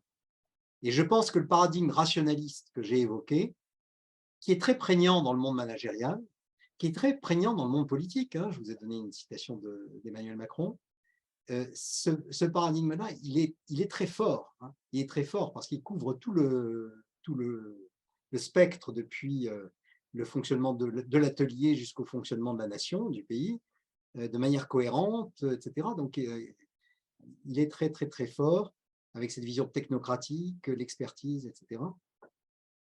Alors, comment lutter contre? C'est un peu la réponse que j'avais faite tout à l'heure, à la première question, c'est on lutte contre avec les moyens dont on dispose, en essayant d'avoir des alliés, on n'est pas tout seul, donc travailler avec des alliés pour, par exemple, moi, partout où je vais, etc., j'essaie d'expliquer que le PDCA, c'est une trahison du PDSA. Et j'ai rencontré beaucoup de gens d'entreprise, etc., qui étaient très étonnés de savoir, et j'ai même des citations de Deming dans mon livre, d'ailleurs je consacre la totalité d'un chapitre au récit de cette histoire, hein, et j'ai des extraits de lettres de Deming dans lesquels il s'insurge contre le PDCA, il dit mais où est-ce que vous êtes allé chercher ça, hein, il est à fond contre. Bon. Mais ça, j'essaie de l'utiliser, d'ailleurs Christian Guibert en est témoin, dans des formations chez Orange, par exemple, j'en parlais très couramment, très fréquemment. Donc, je pense qu'on essaie de lutter avec les armes. Moi, je suis chercheur, je publie des livres, des articles, et avec ça, j'essaie de lutter contre ce genre de dérive. Alors, il ne faut pas être naïf non plus, hein, je pense qu'il y a des enjeux de pouvoir. Les pragmatistes n'étaient pas naïfs, hein. John Dewey s'est beaucoup engagé politiquement. y compris dans le soutien à une candidature présidentielle, une troisième candidature présidentielle face aux républicains démocrates, quand Roosevelt a été élu pour la première fois, etc. Il était très engagé politiquement, avec des propos très durs hein, sur le fonctionnement déjà financiarisé. Et ce qu'il critique, c'est la financiarisation à son époque des entreprises. Il dit, les entreprises américaines, il reproche au taux de profit, non pas, c'est pas un reproche fondamentalement éthique qu'il fait, hein. Il y a aussi un reproche éthique, mais il fait fondamentalement un reproche épistémique. Il dit le problème, c'est que si les entreprises sont gérées avec un seul indicateur en vue qui est surplombant, qui est le taux de profit, ça écrase complètement le débat, l'intelligence collective, la transformation des méthodes, etc. Parce que ça coupe complètement toute possibilité. Bon, donc, travailler à différents niveaux, au niveau de la législation, au niveau de la formation d'entreprise, au niveau… Et donc, si vous êtes consultant, formateur, intégrez ça dans les messages. Alors, la deuxième question portait sur, vous pouvez me rappeler votre question finale, Monsieur Favre? Comment vous avez formulé votre question? Oui. En fait, la question que je me posais, c'est finalement tout ce qui peut être appris Oui, entre sans être, connaissance, sans être etc. expérimenté, comment on peut l'incarner et Alors, faire vivre, quoi, en fait. les pragmatistes, notamment John Dewey et Mary Parker Follett, se méfiaient beaucoup du mot connaissance, knowledge en anglais. C'est la raison pour laquelle l'ouvrage de philosophie de la connaissance majeure de Dewey et Bentley s'appelle Knowing and the Known. Vous voyez que c'est deux formes verbales. La dynamique de connaissance au sens apprenant et la dynamique de ce que l'on a appris au passé, dans le passé, hein. Mais pas de forme substantivée, knowledge. Alors pourquoi? Parce que, à mon avis, dans la logique pragmatiste, la notion de connaissance n'a de sens que si elle est reliée à une expérience active ou potentiellement active, c'est une application potentielle. Il n'y a pas de connaissance, une connaissance purement théorique, une connaissance purement abstraite n'existe pas. Elle n'a pas, enfin, on peut prétendre qu'elle existe, mais elle n'a pas de substance, elle n'a pas d'impact social, etc. Et donc, c'est la raison pour laquelle il se méfie en termes philosophiques, de la réification ou de l'objectivation de cette notion de connaissance. La connaissance, c'est uniquement l'acquisition de ce qu'ils appellent des habitudes de pensée, qui peuvent être très utiles, hein, des habitudes. On réinvente pas tout à tout moment. On acquiert des habitudes de pensée qui sont des outils qu'on peut mettre en œuvre. Au même titre, Dewey dit une théorie, c'est la même chose qu'un marteau ou des tenailles ou une pince. C'est un outil qu'on peut utiliser dans une situation, qui parfois est utile dans cette situation, mais pas dans d'autres situations. Le marteau, si je veux visser une vis, il ne me sert à rien. Par contre, si je veux planter un clou, il me sert. Et il dit, les théories, c'est comme ça, c'est des instruments, c'est des outils. Et je dirais, la connaissance, c'est ça, c'est des outils. Si c'est mis au service d'une expérience, ça peut être très puissant, ça peut parfois d'ailleurs être contre-productif, hein, je veux dire, la personne qui s'entêtera à essayer de visser avec un marteau aura des problèmes. Mais il faut ramener ça à cette dimension-là. C'est la raison pour laquelle je pense qu'il s'intéresse plus à la dynamique d'apprendre à faire des choses nouvelles, d'apprendre à comprendre des choses nouvelles, d'apprendre à analyser des situations nouvelles, plutôt que cette notion de connaissance qui serait quelque chose de statique qu'on a dans la tête, quoi. Christian, nous sommes à la fin de notre masterclass. Sois, s'il te plaît, bref. J'imagine que tu as une question à poser à Philippe. Non, mais c'est très rapide, hein, c'est juste parce qu'on est arrivé à la fin, donc c'est pas la peine d'embêter tout le monde. Mais je voulais juste signaler, mais Philippe le sait, que la question derrière, c'est le paradigme de la stratégie, hein. C'est-à-dire qu'on a transformé la stratégie en plan, et non seulement en matière d'anticipation, mais également en matière de conduite de l'action. Les 2 à la fois. J'ai le plan en termes d'anticipation, d'ailleurs, John Dewey, c'est enfin, PDSA, c'est bien du plan, mais c'est du plan qui est capable de bouger. Je voulais juste signaler ça, pour dire que c'est autour de cette question-là que ça se joue quand même, hein. D'ailleurs, sur Orange, on avait lancé stratégie locale, c'était pas un accident, mais je peux vous garantir que ça ça bagarrait quand même. Mais d'ailleurs, je rebondis là-dessus pour dire que j'ai sauté la citation de Tolstoï, mais Tolstoï est un écrivain qui associe étroitement la critique de plan égale stratégie. Hein. Il analyse la bataille de Borodino, le comportement de Napoléon, de Kutuzov, etc., en montrant que faire des plans, ça peut être utile de faire des plans, mais il dit que les plans ne s'appliqueront pas. On sait que les plans ne s'appliqueront pas parce que les situations sont totalement différentes et que finalement, le bon stratège est celui qui ne croit pas trop dans ses plans. Et il peut faire des plans parce que ça peut le servir, mais il n'y croit pas trop. Et là, il oppose Kutuzov à Napoléon en disant que Kutuzov, c'était quelqu'un qui écoutait, qui parlait peu, qui écoutait, qui ne croyait pas trop dans les plans, versus Napoléon, qui était le stratège. Philippe, un très amical merci. Ben, je vous remercie aussi. Je l'ai pas dit. Grand merci. Je ne vous l'ai pas dit au début de mon intervention, mais je vous remercie de votre invitation et de l'occasion qui m'a été ainsi donnée d'échanger avec vous. Mais nous aurons l'occasion de nous revoir parce que je pense qu'on a besoin de continuer à travailler sur cette thématique avec vous et ça serait tout à fait intéressant. On va y réfléchir ensemble. On se souvient aussi de votre aide au démarrage de l'ITMD, Monsieur Lorino. Tout à fait. Et puis, nous mettrons en avant votre livre. Voilà. Merci à tous. Merci de votre présence. Merci beaucoup. À très bientôt.